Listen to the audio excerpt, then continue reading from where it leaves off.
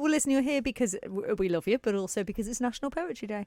And I challenged you to write a poem in the past few minutes. Did you? Did you? I've got one here for you. I'll take that as a maybe. But it is relevant, isn't it, to the theme today? Well, I have got one. I mean, I would have to. It'd be lovely to say I just did in the last couple of minutes. I didn't, I'd feel I was sort of lying. Yes, that's the word I was after. Lying. If I said I'd written this in the last two, I didn't. But you did say it was counting, and there happened to be one I only last week actually. It was the Litfest, of course, Litfest 24, and there was the celebration of poetry, and I was down there with Valerie Cottle for that, and did a couple of poems there as well. So I did one for that, which so happens to be related to counting and very Manx. Very Manx. Okay, well, I'm going to let you take it away, Howard Caine. Please do introduce your poem and read it for us beautifully. Well, we'll do our best on both of those counts. The first part's easy enough. It is called Mrs. Carewen, and it's with apologies for those who know their Dr. Seuss, to Dr. Seuss, who wrote a poem about Daves, which started in a similar fashion. Mrs. Carewen, whose teeth were quite false, had 55 sons, and she called them all Charles, which was really quite silly of Mrs. Carewen, who was 40, quite naughty, and lived at the Doon.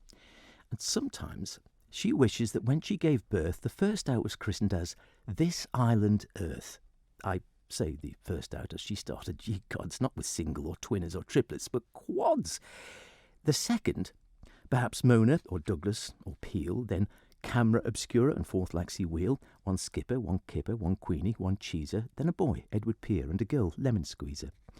Then she had triplets, and did have a plan of collectively calling them Six Legs of Man. Next Ellen with Vannon, then Small Island Nation with Orsted, Wind Farm and Pulrose Power Station. The 20th Tynwald with next House of Keys, 22 MHK, 23 MLCs. Can you imagine? Then Steam Packet, Boat Racket, DESC, a Sunk Without Trace and a Can't Count to 3. Then some more triplets called Chips, Cheese and Gravy. One Village, a People, then one in the Navy. A Davison's, Jimbo, Potato, Tomato, 2 ice creams, Cross Farmer, weird flavoured gelato.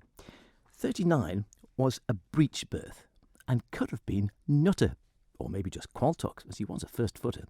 Then 40 was 9 years late, rather cruel. She could have been christened Castle Rushen High School. After that, there was Ronig and Bonig and Bride, and one Jerby Hilton who got stuck inside. Annika, Onken, the prom lit at night, which, like its namesake, does look a bit dull. A Sir Norman, Sir Charles, and Sir Mark all went past. That's funny and grumpy and pedal quite fast. Then one cost a fortune in medical sins and should have been given the name Rosalind. Her last Sproglets, named for our Manx business purists, e-gaming, e-gambling, looking for tourists. To end, a real cross one whose language did burn her. He ended up Charles Sadley, not Duane Turner. Now, Mr. Carewen, whose teeth were quite real after 55 kids, was beginning to squeal, not least because medical records he checked for me showed that at 18 he'd had a vasectomy. And Mrs. Carewen, for whom it's been ventured to Mr. Carewen was hardly indentured, will have no more children, you may be surprised. Enough, said the Charleses. She's now sterilised.